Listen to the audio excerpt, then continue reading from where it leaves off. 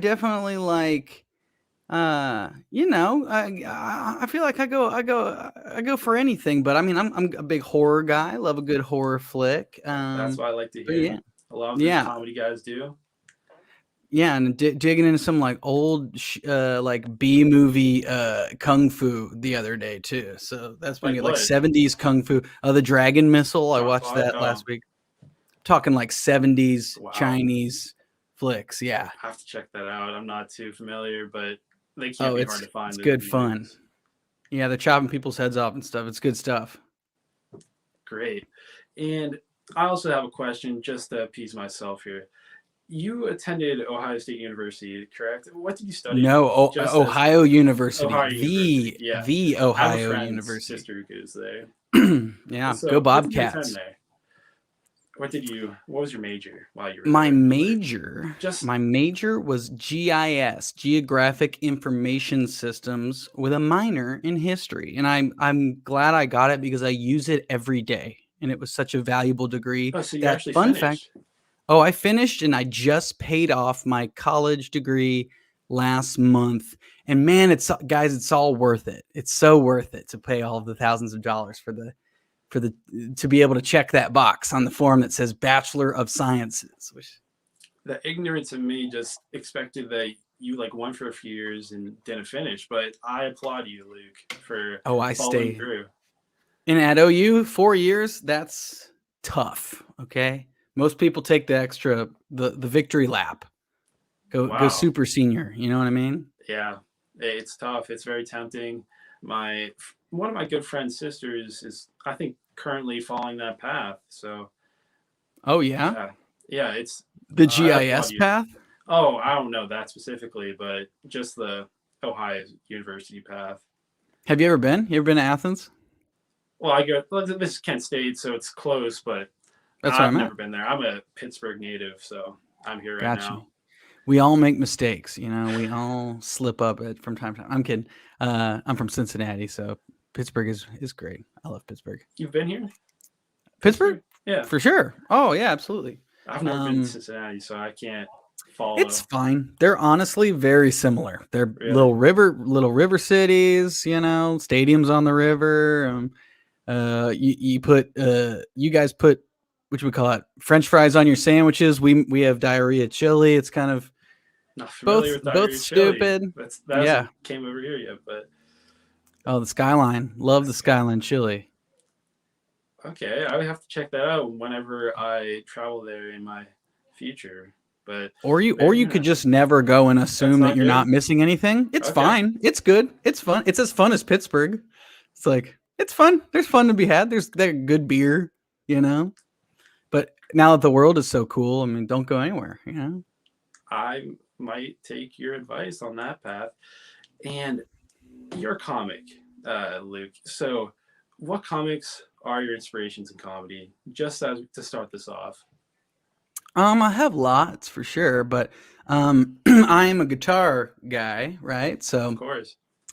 when it comes to musical comedians, there's not very many to choose from, but the ones that I love are like Flight of the Conchords, love Tenacious D, Bo Burnham, Garfunkel and Oates, Stephen Lynch, Tim Minchin.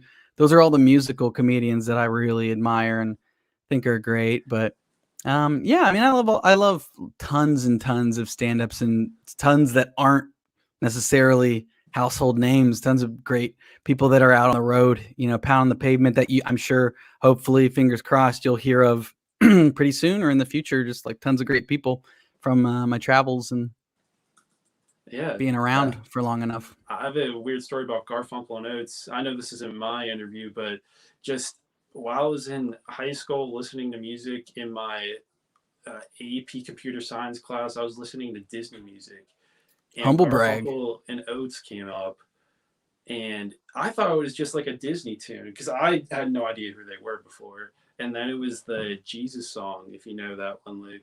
Oh yeah, it's a great And one. I was like rocking my chair because I was expecting a Disney princess song. I don't know why I was Oh my listening to Disney gosh. princess songs, but Yeah, they're great. They're great. They're super smart too. It's like oh yeah, anything I write is so dumb, and I'm always like, man. Like same with Bo Burnham. Like Bo Burnham is just so dang yeah. smart, and I'm like, intimidated by it because anytime I put something out, I'm like, this is all so dumb and about my butt. A few of your songs are like that, Luke. So, You but know, I've tried to get away from it, and I'd say a lot of the stuff I've written in the last like 2 years is not that, but sometimes you just gotta play the hits. You know what I mean? oh yeah, your best quality. You have to grow it and you have to spread it, advertise it. Can't let it I thought you go. were talking about my butt, but okay, Oh, I yes, you're can't. I am. right. Grow it, I spread it. am. You can't let it down, Luke. You have to keep it up. Mm-mm. No, exactly. Keep it fed. Of course. And Right Luke, chat, right chat. Is yeah, there anyone chat. here? Hit him up. Send your questions, like Luke's saying. Any questions for Luke? Send them here. I'll ask him. Uh, one question I have for you, Luke, is you're 30, correct? In my research. It's true. I feel like you're taking a jab, but no, No, no, I'm very I'm kidding. impressed. That's a very tender age. But when did you first give stand up a shot, and how old were you? Because you're 30 now. You're not a rookie. No, been around the block. I actually did it at OU in Athens. I actually did it for the first time in Awesome. college. Yeah, at the student union in Baker Center in Athens, Ohio, and did it a few times in college, and definitely got dipped my toe in the deep end a little bit. But I did a lot of improv in college, and so I did so much improv and did so much sketch, and I was doing stand up, but stand up didn't become my focus until later. So yeah, Okay. So was there like some type of troop or anything you found at OU that you yeah, stayed with and kind of helped build your like voice as a comedian? for sure. And they're still around actually. So it's called Black Sheep Improv. Black Sheep. Um, and we got really lucky. We actually had some grad students that were attending OU at the same time when we were all undergrads, obviously. And the grad students actually taught like UCB in New York, like taught at some of the more well-known improv theaters in Chicago and in New York. So got to kind of have a nice jump start on learning long form improv in college from like there's no one who you could call a pro, but from people who were doing it a lot full time. So definitely did so much improv, and that kind of took me to Chicago. So yeah, that was the bug that bit me a little bit. Did you have any intention of like starting down that path when you went to OU, or were you fully in on your history and GIS when you You like know, first started? I did. I always was like a theater kid in high school for Oh sure. yeah, bye bye birdie. Believe it or not, Bye Bye Birdie. I mean, come on. It was whatchamacallit.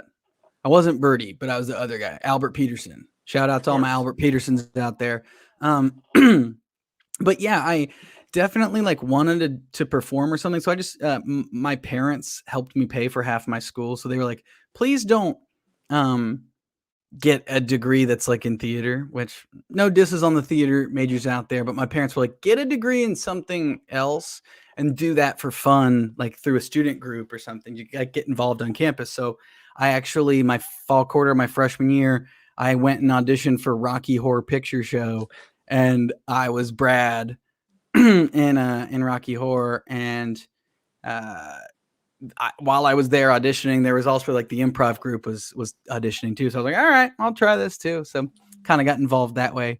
But yeah, it was actually kind of by accident that I started doing comedy more, and then I really was my actual major was me just doing so much comedy in school, and it's great because in college, during normal times, there was so many opportunities to perform, and we were on an island out there in Athens, so there was no one else to see in town. So it was nice. We had a good, the students really supported us, and we had a good group while I was there for sure. Like when I don't know if you know the actor Patty Harrison.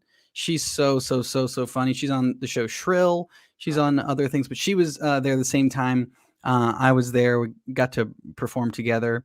Yeah, other friends of mine have gone on to write for Netflix shows and things, that we're all on the same improv team from college. So, it felt like a special time and kind of a cool window of time where there was a lot of really, really good people there. Yeah, that's kind of surprising in my mind because everyone that I see on SNL, I always see them as like 5 years old. They'll be saying, I want to be there someday. But your path is a bit different, so that's really cool. Uh, so, my next question was, what made you give stand up a shot? So that's a bit different from what we were just talking about. So you had your improvisational troupe team, a group, Yeah. and then was that just the next evolution of what you're doing, or did someone have to give you that kick? Oh, or I think it was more of just like having the ability to get involved on campus. There were so many outlets. There was a a sketch comedy group where you could write and perform sketch shows, which is obviously a very different muscle. They had the improv group that I was really involved with, and then also there was a stand up group that performed every week, and I got involved with them, and so that was kind of my outlet. There was to just try it out, and it really scared the crap out of me, and I did not really know what I was doing. I mean, it's scary to do anything for the first time, but oh yeah, I definitely did it a decent amount in college, but I was doing a way more sketch and improv. It wasn't until I moved to Chicago that I started doing more stand up because believe it or not, stand up is one of the only ones that you can make any money doing at all. So I was like, okay, I'll do this. This is more fun anyway. one of our listeners slash watchers, Lily Fisher, says, "Where did you go to high school? Since the Cincy high school theater scene is pretty close knit." So, What up, Lily? L names for the win. I went to Lakota East High School, which is not a very good theater school. Our rivals, Lakota West, they had a really great program and had a lot of money and resources. Not us, but I'll tell you what. Still glad I went to good old Lakota East and did a bunch of shows and made a bunch of friends, and it was great. I think it's important to not treat it's easy to, I think, get caught up in like your community theater or your student theater or whatever it is and think it's the end of the world or it's the end all be all and this is your tickets. It's like you actually should just have fun. Like just rid yourself of the fake drama and the appearance of there being some sort of ladder, because it's not it's not a like a stepping stone to Broadway or anything. I think I enjoyed it much more once I realized I'm like, okay, this is for fun. This is just for fun. yeah, just finding your voice. And Oh my gosh. yeah, maybe if you went to West, you might not have had as many chances just from all the competition, like you were saying. So Exactly. If I went to West, I never would have been in Bye Bye Birdie. And it was because of Bye Bye Birdie that I it got to be on SNL, which is that's a direct link, 100%. I say. Mm-hmm. That was the only thing they saw. It's a logical next step. Once you play Albert Peterson in Bye Bye Birdie, it's kind of the logical next step. Well, yeah, because everyone knows that like Adam Sandler, Will Ferrell, they all had the role of Albert Peterson one point in their life. So Yes, it's a at requirement. Lakota East High School. Yeah. Too. So was the guitar always a part of your performance, like, or did that kind of grow, or like when you first started stand up, did you just do it like everyone else does, or did you bring that in over time?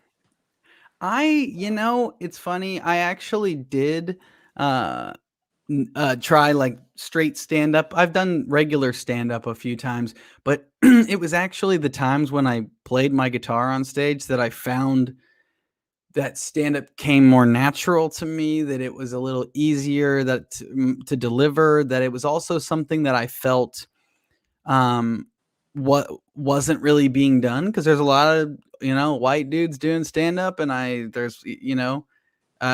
felt like my voice was kind of better with my comedic voice, was better aided through music. So yeah, the guitar was not always there, but I found out pretty quick, oh, this is what I'm good at, so I should just do that instead, or it's what I'm better at, I should say. Have you always been a musician, especially with the guitar, Luke? I had buddies who were in bands and stuff when I was in like high school, and I was never in the band. I was like always the friend who didn't get asked to be in it. But I learned how to play acoustic guitar when I was like 14, 15, and then I've been playing ever since. And I always, I kind of play to sing. Like I'm not out there like shredding, roasting solos too hard. I keep it pretty simple. The voice comes first. Oh But yeah. when did you find your like musical like singing voice? Have you always been just singing in the shower like that? Or I did like musicals and stuff. I definitely was a singing lad for sure. But yeah, I try to make my stupid comedy songs at least a little bit catchy or a little bit of I think it's easy to just make the song boring or a bad song and just be just a vessel for a joke. But I kind of the way I treat it is that it should be able to live like if you on its own without necessarily needing to be funny. Like it should be a good song too. yeah. Oh, what's your one? Turpentine. I'm sorry, I'm butchering it. No. Oh yeah. Oh, you're talking Your about classic. turpentine, wine, and bleach Oh in the yeah, back of a Winnebago. yeah. It can go on Hmm. forever. It's the as long as you want song, right? It is. I use that song usually as torture. For if a crowd is like turned on me or something, I'll play that song, and it's basically me just repeating the same chorus over and over again into the ground. But it's one of those ones where it's an earworm. You know what I mean? Yeah, Like it's not out of my it's head yet. real dumb, but it's meant to be torture for you later, especially if the crowd disrespected me. I'm like, now it's your time for your punishment, and it's me singing an 11-minute long, one sentence long song. It's a scar. It just doesn't go away. It's That's what it's for. It's meant to it's hold like a the curse. crowd hostage. So you have to use that very sparingly and know your power, Luke. Uh, as someone who isn't familiar with your style, like pre SNL, how is it different to what it is now? Like, do you think it has evolved since SNL, or was it mostly the same?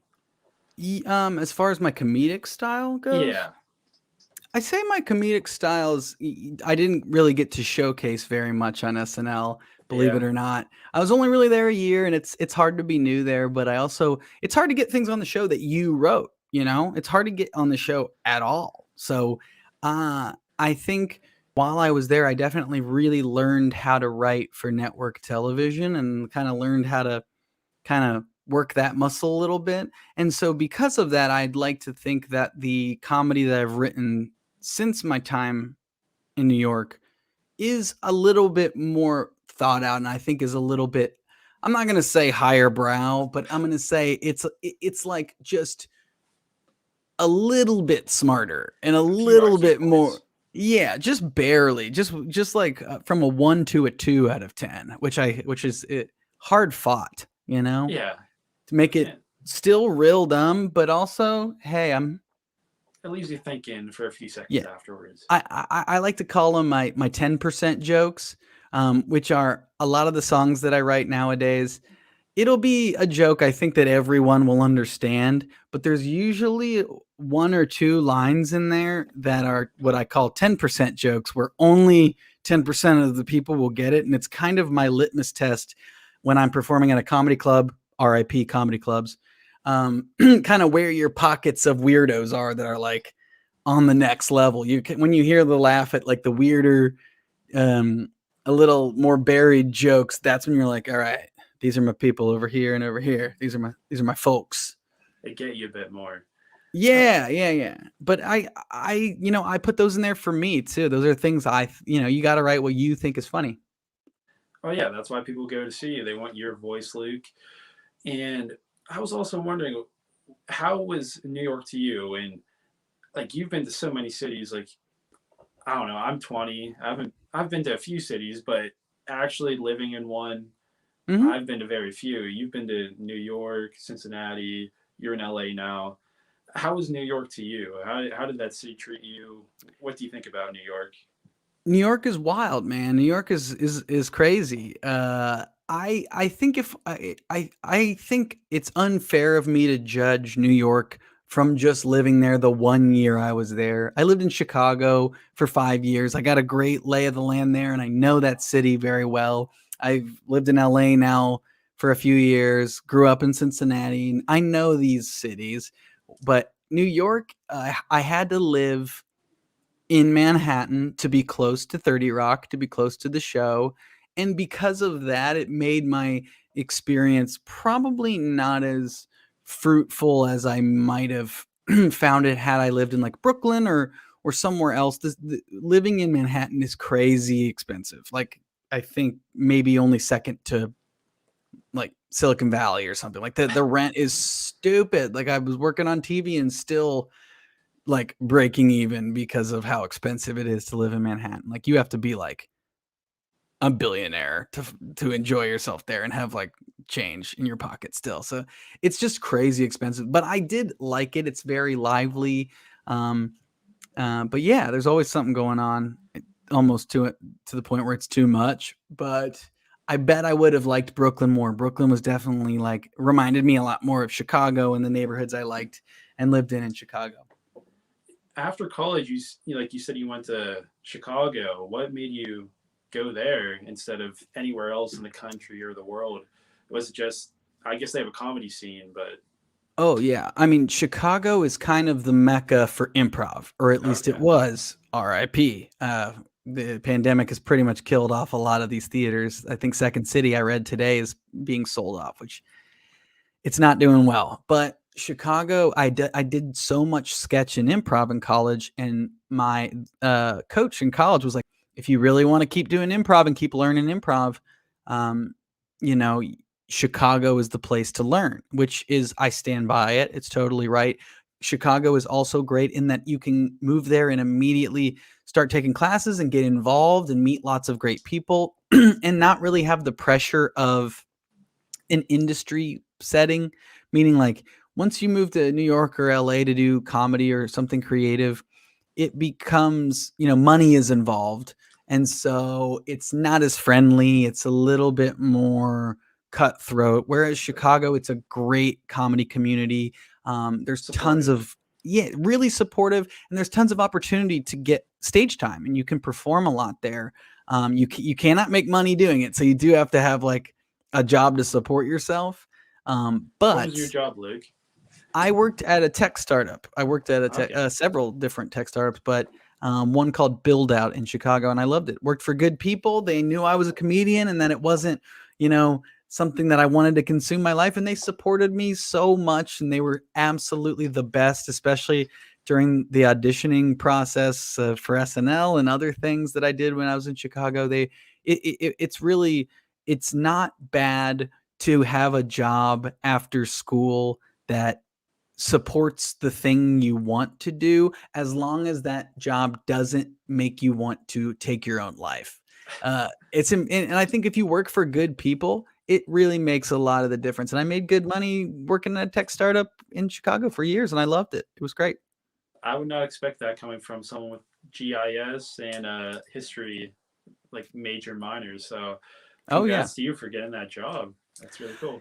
Hey, they're all over. A lot of these places, like I said, if you guys are getting the 4-year degrees, that's all they care about is that, that when they, whatever HR platform or that you're applying to jobs through, as long as you have the box checked that they want checked, it's all about getting that interview, baby. And then you get in the room and then you just shine. Just be your friggin' self, Just do your And best. yeah, that's They don't care about your major is what I'm saying. Eventually they don't. They don't care. They just care that you went to school. went to school. You showed a bit Yeah. of commitment. Yeah. Yes.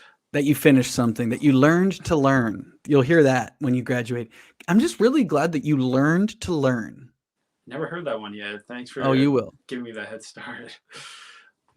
You said a little bit about writing.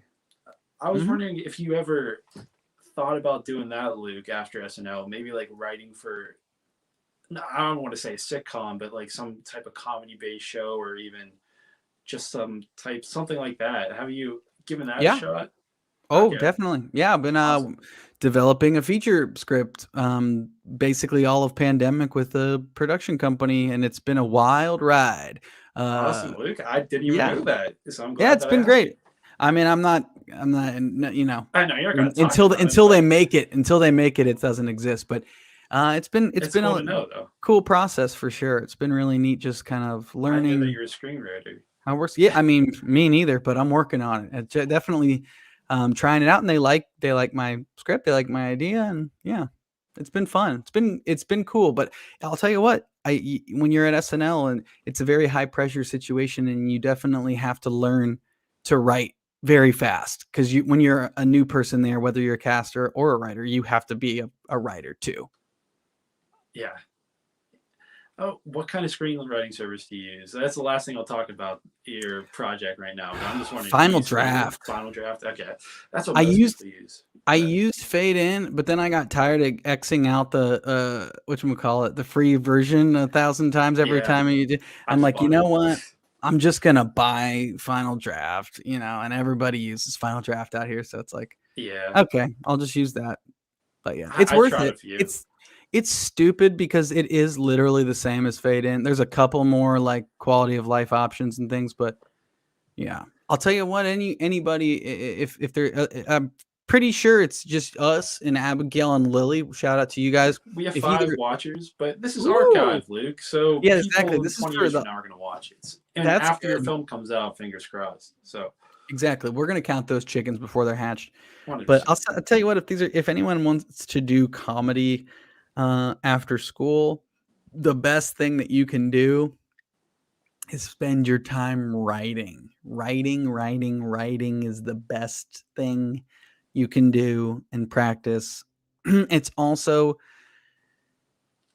something I wish I definitely would have done more before I got to SNL. I wish I had spent more time really sharpening my writing skills, because people that did that, there were definitely people that, like, I came in with Heidi Gardner, who Yeah. I love and is so funny. She's the best.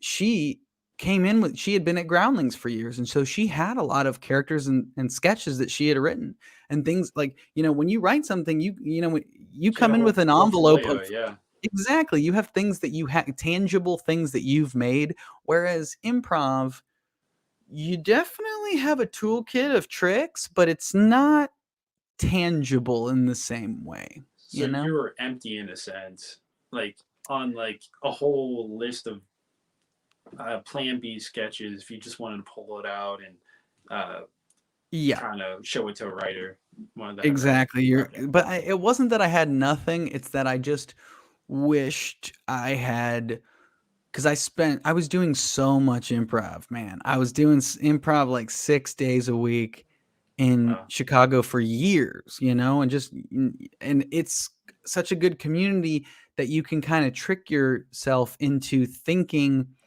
that you are running the marathon, but really you're on a stationary bike, and it's a great workout, and you get off that bike and you're in great shape, but it is not the same thing as, like, if you write a sketch show or a solo show or a monologue as a character or a monologue for someone else, if you're not somebody who's wanting to be an actor at all, which is fine and probably encouraged. It's also something that you can sell. It's something, that it's a more tangible skill, and it creates a product that is not ephemeral, and it doesn't die on stage. You can save it, and even if you hate it, just do it. Yeah. Yeah.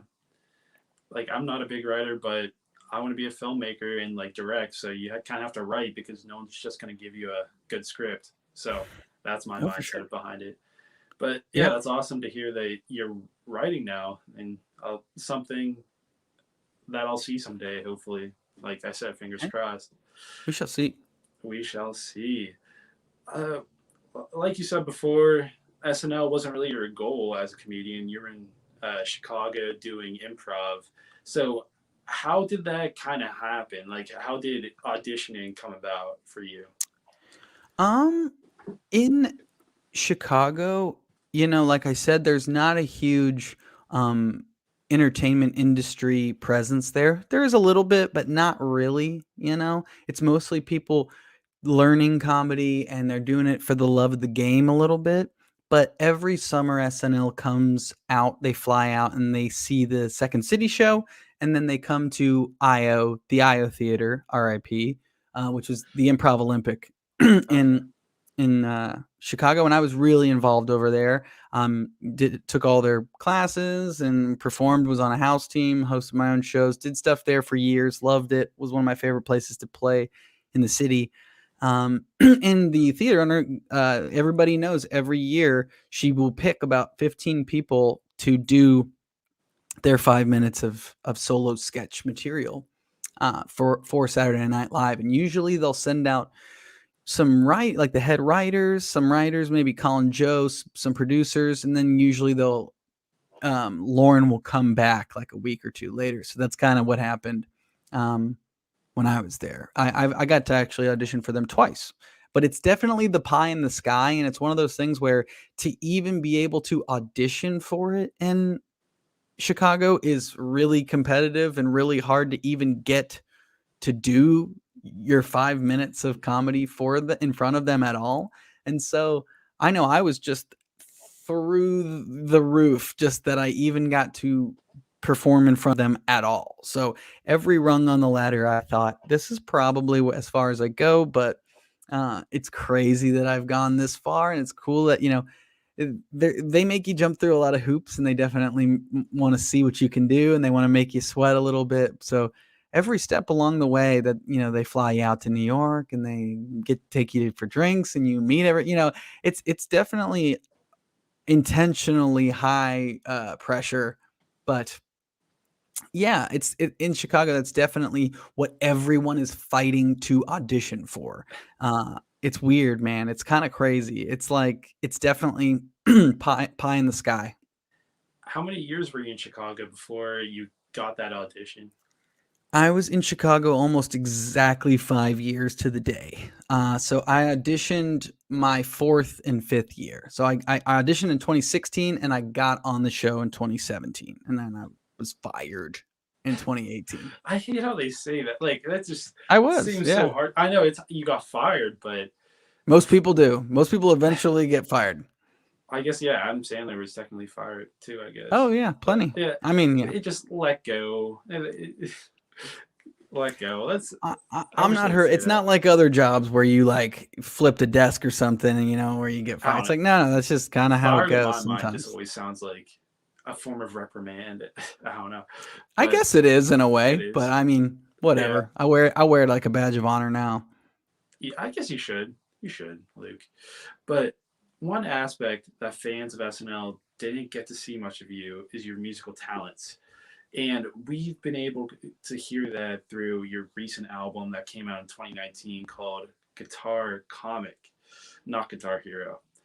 And hey, I'll take either one.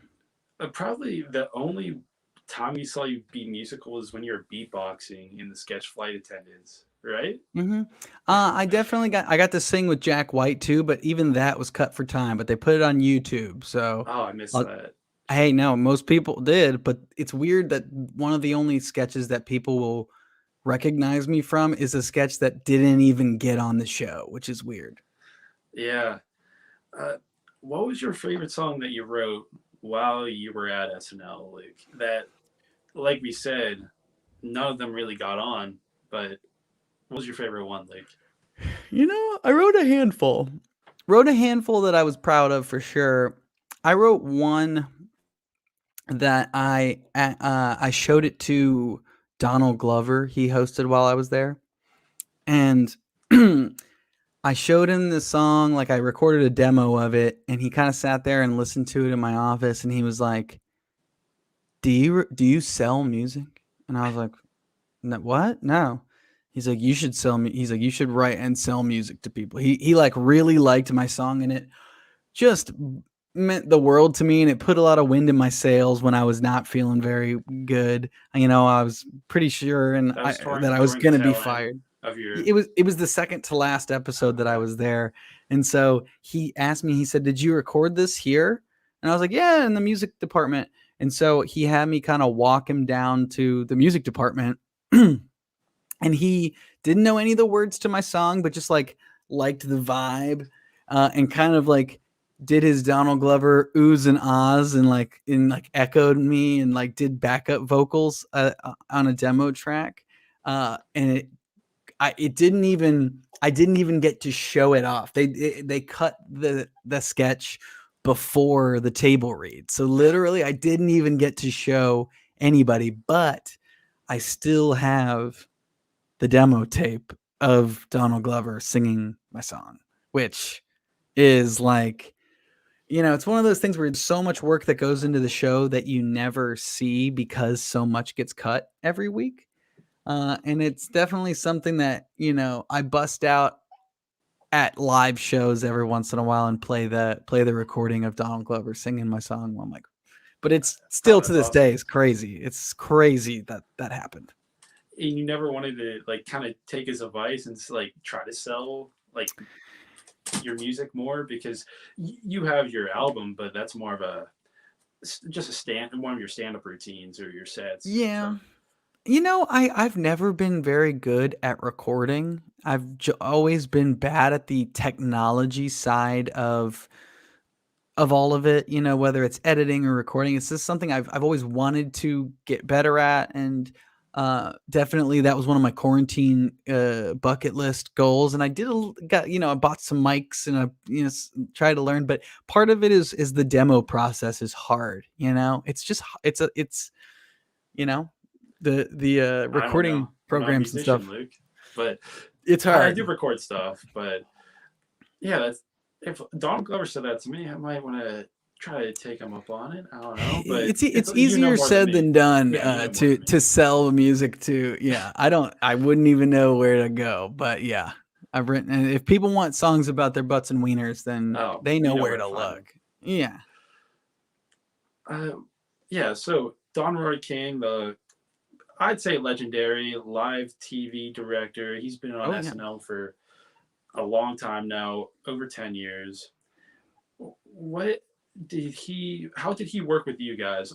Like, you say it a lot, Luke, that you weren't on the show a lot, but you were there and you've seen Hmm. him work. So, Definitely. how did he work with you guys as the cast to make you guys more effective as your acting slash comedic selves live on the show? You know, it is a well-oiled machine, man. They've been doing it exactly the same way since 1975, right? So when you're new there and you walk into Studio 8H and 30 Rock and you see everything that goes into the taping of an episode of SNL, you see that it's a carefully choreographed dance of setting up one stage while they're breaking down another during the commercial break, and everything is happening where we're going to shoot over on this side this time, and then the next one will be here, the next one will be in the middle. And so you really like there's nowhere to stand that you're not in somebody's way. And the other thing that's crazy is so many of these guys are lifers. There are guys who have been working there since the 70s, guys who run the camera, Wally who does the cue cards. Cue cards, There are yeah. guys who have been there for 50 years, It's crazy. And so when you're new like me, I got on the show when I was 27, and you're just watching these people who know what they're doing down, they have it just down to a science. You can only just watch and them do their thing and not get in their way. And the thing about Don is obviously he's great and he's like the best live TV director there is. But the thing that's crazy about that show is stuff is changing up until a minute before it, that we go live. They're cutting down the script. So like Oh, all yeah. day Friday, we're blocking with Don to just for the cameras. He's not there to direct your performance at all, really. Oh, He's not he is not giving you notes on your performance, really. He's there to tell you he is in on the headset the whole time being like, okay, we're gonna cut here, we're gonna get Keenan going.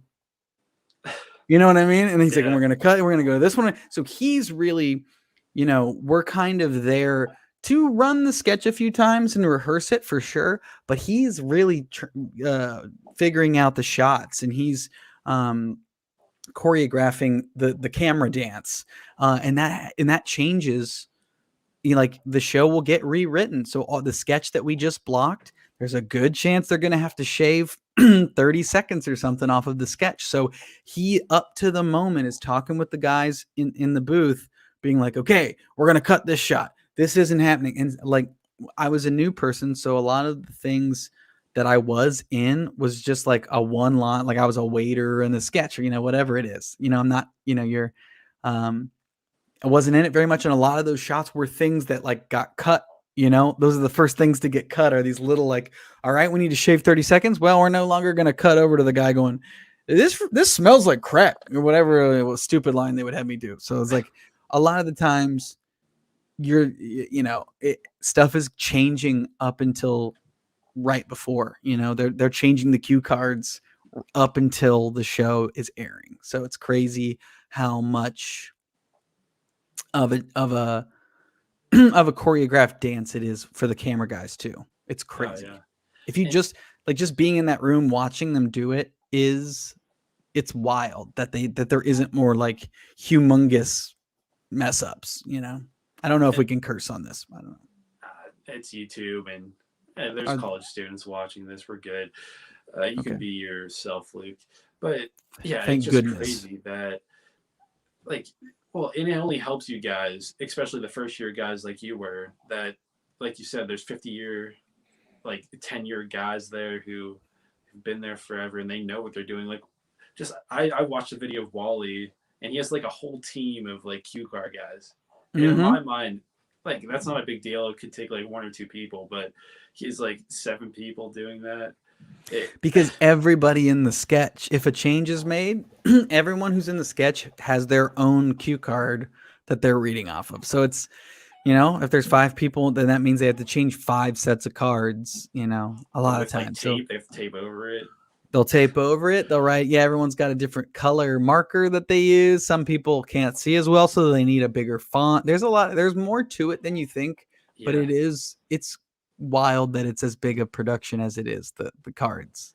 Yeah, and that kind of ties into my next question, is about like 2 of my most well-known sketches that you were in were Horns and Late for Class. Late for Class is one of my favorite recent SNL sketches, just because, like, my type of comedy that I like is like Nathan For You, and I'm sure you are familiar. That reminds me of that sketch. And like, did you have cue cards for that whole entire thing? Because you have a pretty long monologue for the whole sketch, like Yamka da Comica and all those like good lines there. So it's weird that you bring up Nathan For You. Michael Coman, who's the co-creator of Nathan For You, was a writer on SNL during the time I was there, and I love Nathan For You. It's one of my favorite shows of all time. And all I did was like fanboy out, and like, anytime I got to work with Michael Coman, I was always like, so when you guys did this, like, did you, I felt like such a dork. I just asked him every single Nathan For You question under the sun. I loved it. But he's also just like the funniest, best dude, and got to work with him a few times and write some sketches with him. That Late for Class sketch was not a sketch I wrote, actually. That was written by Streeter Seidel and Mikey Day. And they kind of threw it. It was kind of like they just kind of threw it in. It was one of those ones where they were like, hey, if you want to be in this, here you go, man. And it did well at the table, and it did. There was definitely more turns to it, and it definitely had to get cut down. But I got my ass handed to me. In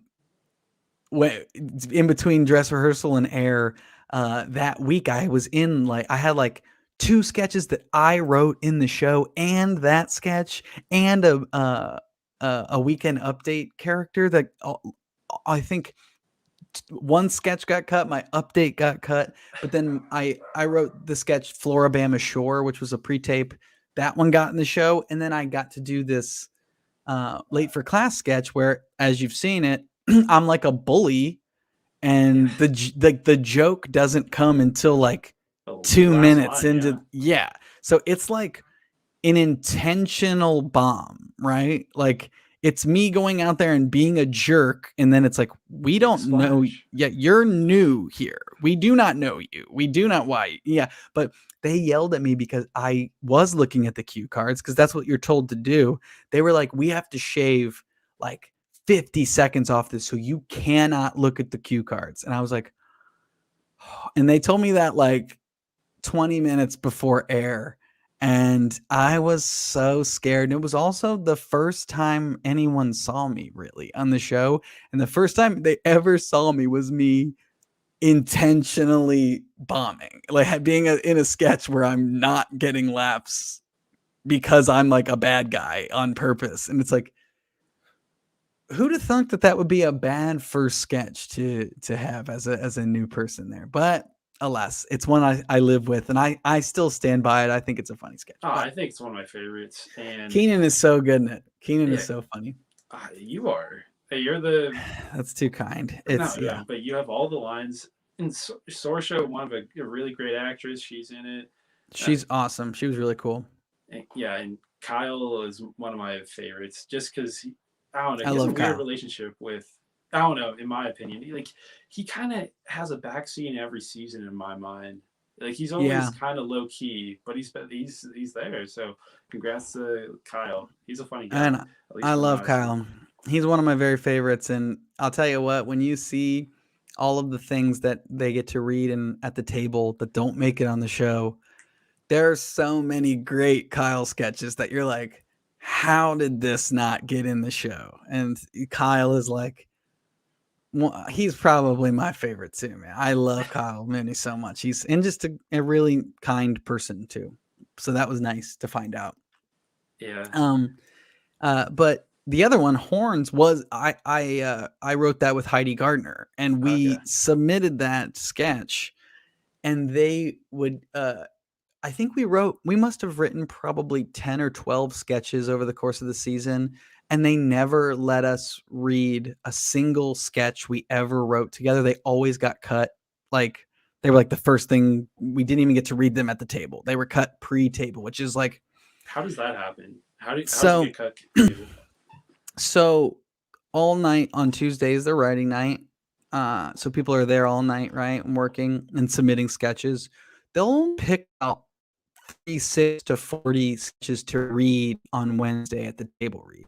And there's usually about 70 or 80 that get submitted. So close to half are cut without ever being seen or read aloud, right? And so it becomes a bit of a gamble if you're going to write more than one thing. They're going to cut one of those two things, right? So what's actually funny about Horns is it was a sketch we had written for Chadwick Boseman, actually, I think. Oh. And we were, and Yeah, they so he never would let have us read had it. your role, right? He would have Oh yes, had John Mulaney's role. John Mulaney's role. Yeah. But they didn't even let us read it that week. But we worked all night on this other sketch that we thought was like going to be perfect for John Mulaney. And then we're like, you know what?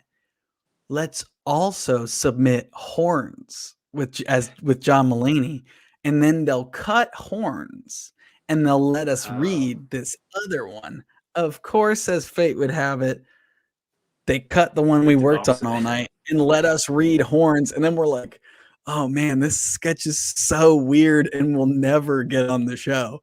And it's so bizarre that of all the things we wrote together, that's the sketch that they were like, let's put this one in. This one's going on the air. And But that's calling Joe's to like pre-table. You're saying he's the one that like sorts through them with no, someone the year else. I was there, it is the head writer, but the year I was there wasn't an official head writer. There was like Okay. 6 co-head writers. So the person who was in charge of doing that was Eric Kenward, who was the technical head, like Okay. editing writer. He definitely axed a lot of my dreams that year.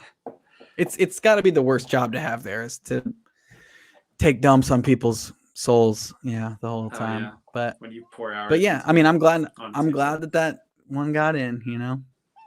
Yeah, because at least when I look at all your articles, like a late to class is the one that always comes up, and that's the one I'll remember you for. At least in recent SNL memory, that's one of my favorite sketches too. So I'm will glad that you. remember you for a long time for that because there's a different tone I think than a lot of sketches that get making on the show. So I really It like is it. true. Yeah, it's a bit of a time bomb. It's a bit of a, you don't really It's a know where burn. it's going until it's a slow burn. Which, Yeah. who'd have thunk they don't have a lot of those on the show? I wonder why. Why is that though? Why don't you think they try more stuff like that? Because Oh, they're you're being not in sarcastic the. here. So Yeah, I was. Yeah, They're I not in the know. business of taking too many risks. They want to do Oh, something that people are going to the largest swath of the country is going to enjoy, right? So they're not trying to reinvent the wheel. I think they try to kind of do what works, and that's why you see a lot of game shows, you see a lot of talk shows, news parodies, celebrity lineup, or the impression alien fests. thing with like Y- that like it's just the same thing That's every a time, and Yeah. that's why I really like the one that you did there because it's different, and I love creativity, something outside the box, and that's what it seemed like that one was.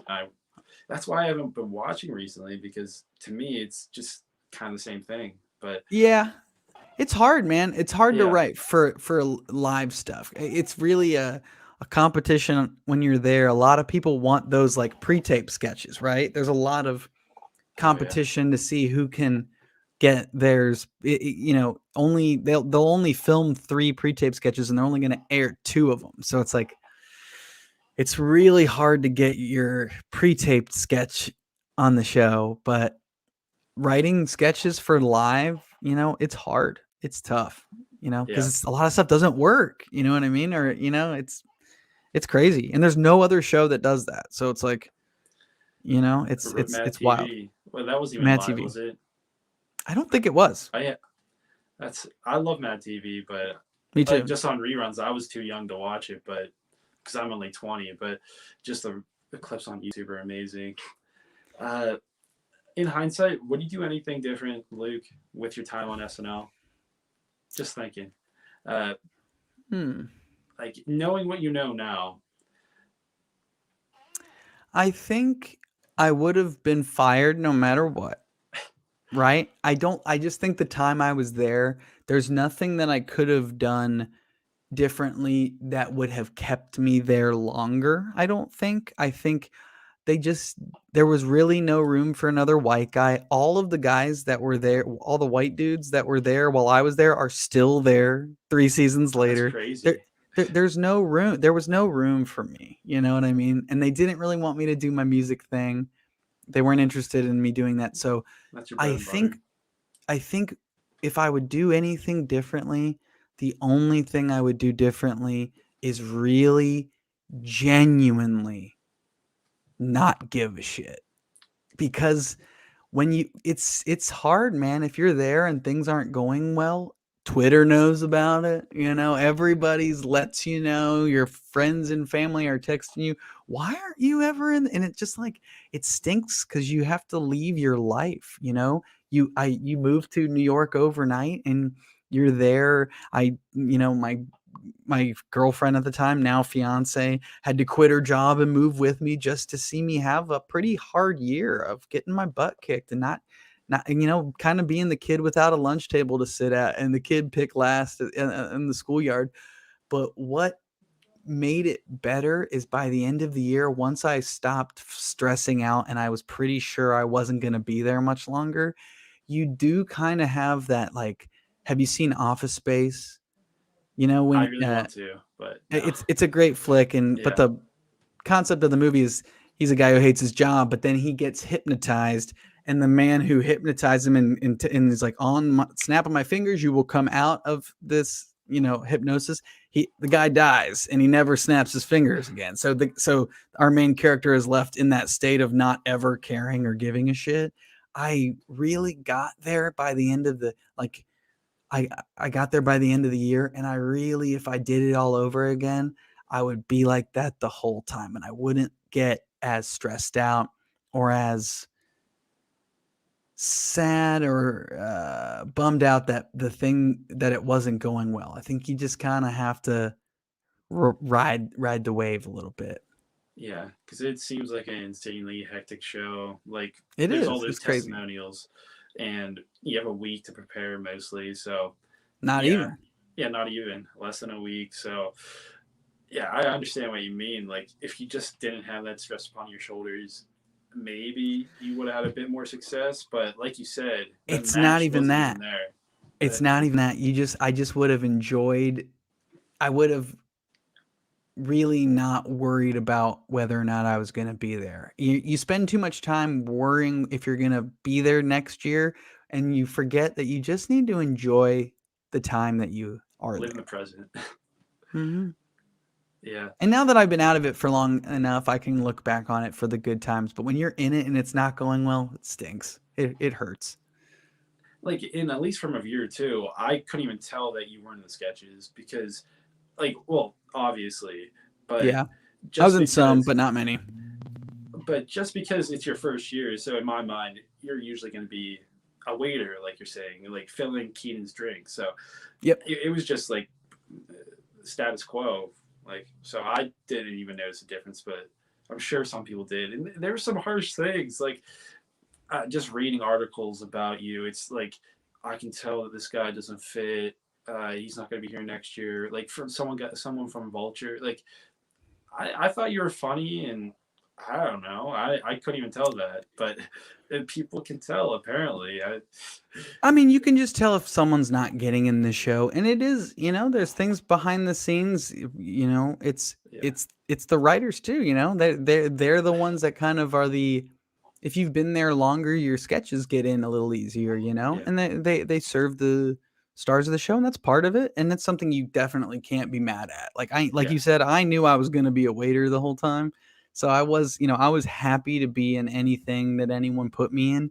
But really, your only ticket to getting in is writing yourself in. And and that's the something I one that learned I to know do a you little bit. for is one that you didn't even do, which That's is true. weird. And that might be the only sketch. No. It's funny, man. Yeah, the wedding toast one with Oh, Jack White. I was, my name is on the thing, but as far as like the lines that were written, I did not write the lines. I learned this. I was like, I suggested the song, and I suggested putting Jack White in it. But as far as like me writing it, those were both uh, the only two sketches they ever wrote me into, pretty much. And yeah, I'm thankful for them. oh yeah, I will always be thankful to Streeter Seidel for writing me yeah, that's great. as a main part in two sketches. Lily Fisher, when writing, do you differentiate, meaning what's pre-taped and live? I'm assuming she means like, Oh, uh, it's fundamentally different because yeah, you can do so much more stuff that pre-taped. If it's live, it has to happen live and without special effects, really, and without you know editing to help you out. It's gonna be a an SNL sketch. You are much more limited in what you're able to do versus a fully produced music video or something. You know what I mean? Like there's oh yeah, just when you're writing a pre-tape sketch, you have the freedom to put a lot more details into it, yeah. if that makes sense. Oh, 100%. And one of my last questions is for you, Luke. What's one of your favorite memories working with the cast? Because, like you said, it was a very hectic time. Most of the time, Yeah. you were looking back, saying, like in your mind, you were saying, "I'm not going to be here next season." That's what you were thinking about. But Yeah. now, few is separated. What were some of those good times for you? One of my favorite memories is actually the Christmas episode.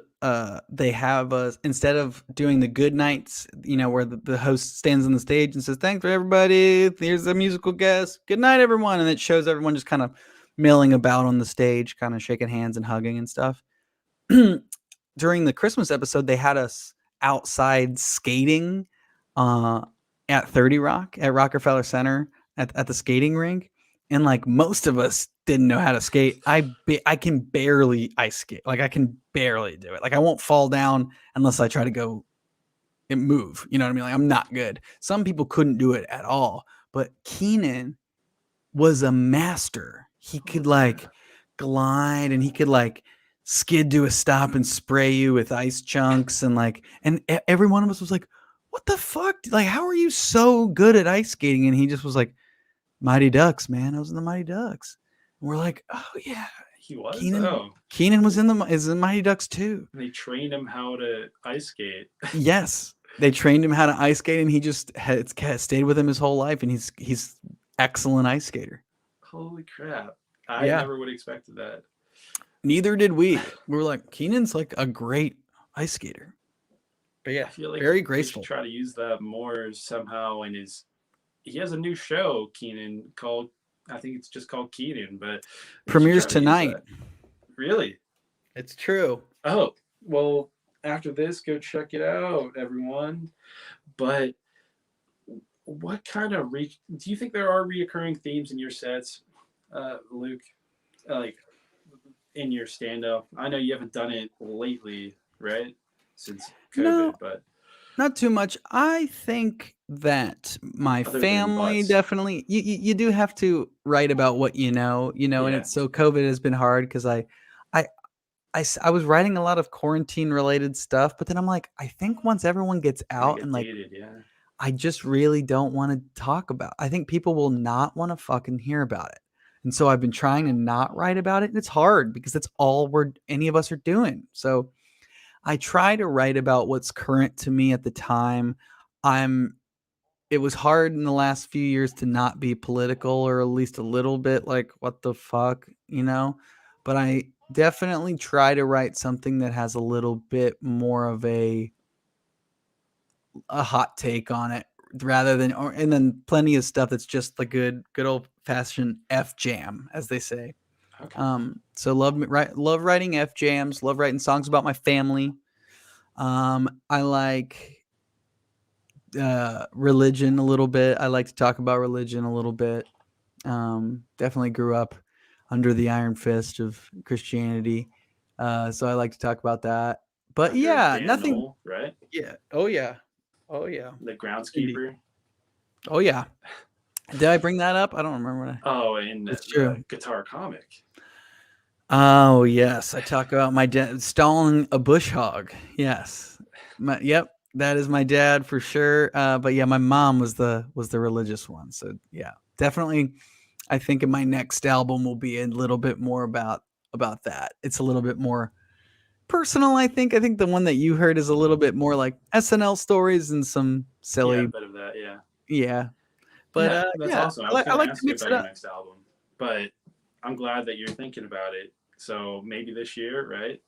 I had it was about ready to record and then the world shut down and now I kind of need to reevaluate what I would change because I think things have changed. I think Yeah. I would need to take some things out and update some things for sure. Well, like you said, a bit. I'm sure maybe it included a bit about politics and stuff, so and that might change by now. So Yeah, you might have to. a little But bit. I mean, yeah, I'm not update doing it. anything that's too Well, topical at timely. least. Yeah. I try to write things that are a little bit more evergreen. I try to write things that, you know, Won't get dated. yeah. I mean, Okay. I definitely have some that do, and it stinks because you can't play them anymore. You know what I mean? You're like, oh man, I like playing that one, like Clay Aiken. That song, Clay Aiken. I'm like, Oh I yeah. auditioned for SNL with that song, and it's like, dang, can't play it anymore. Oh yeah. I was wondering also, like you auditioned with your guitar, right? I did. I every time they saw me, there was a component of me doing like a little tune at some point in every one of the auditions they ever saw me do. Yep.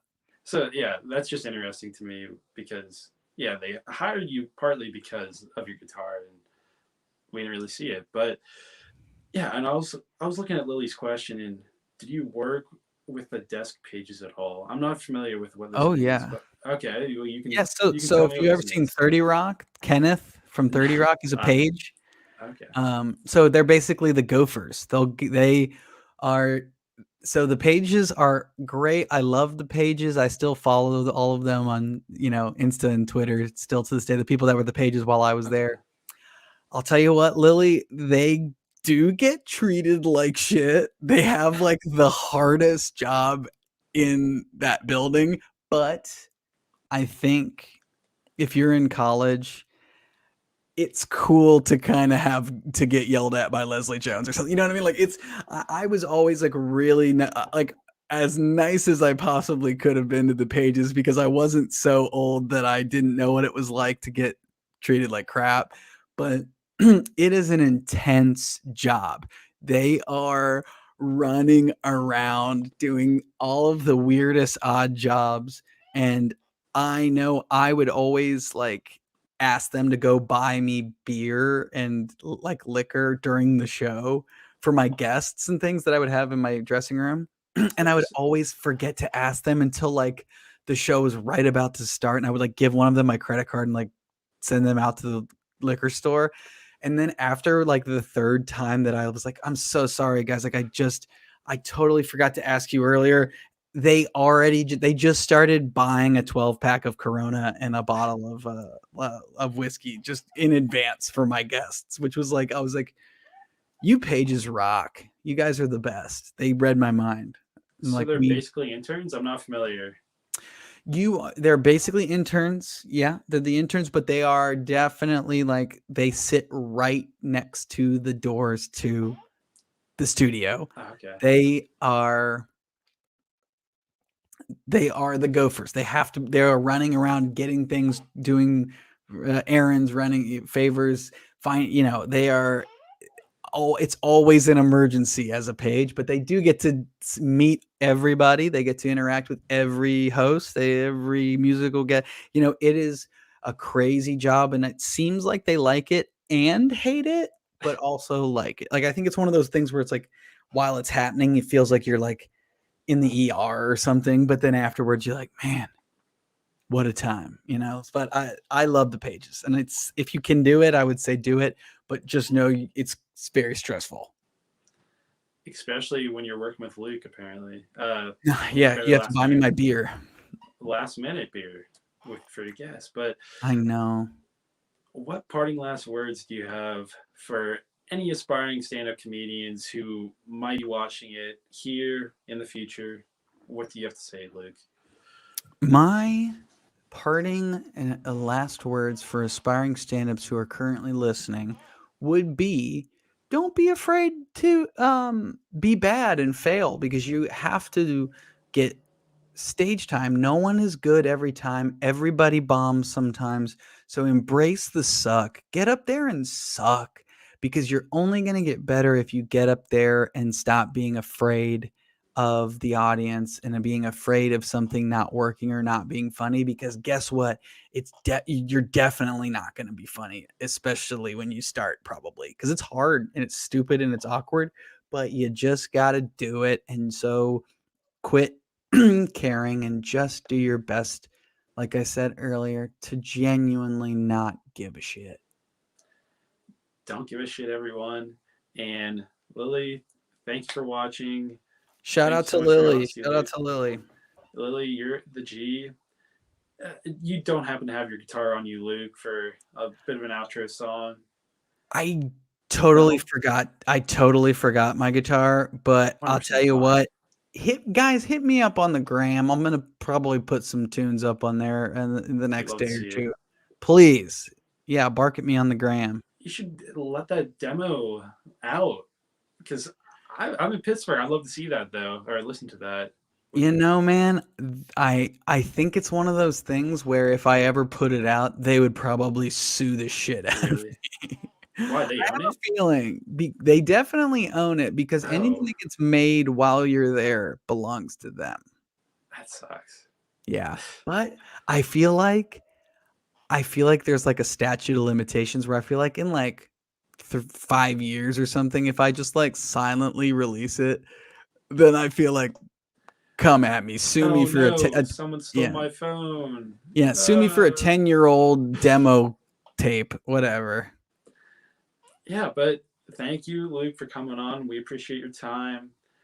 This has been KSUIF Cinematic Strategies. We didn't even know that you're involved with some type of film project, but we're looking forward to that. Me and Lily are, everyone watching, and the future people will be looking back at this and knowing that you use Final Draft. And Guys, yeah. Use Final Draft. Just buy it. It's better. It's better. for all you writers out there, uh, yeah, we are good. So thank you, Luke. Thank you, everyone.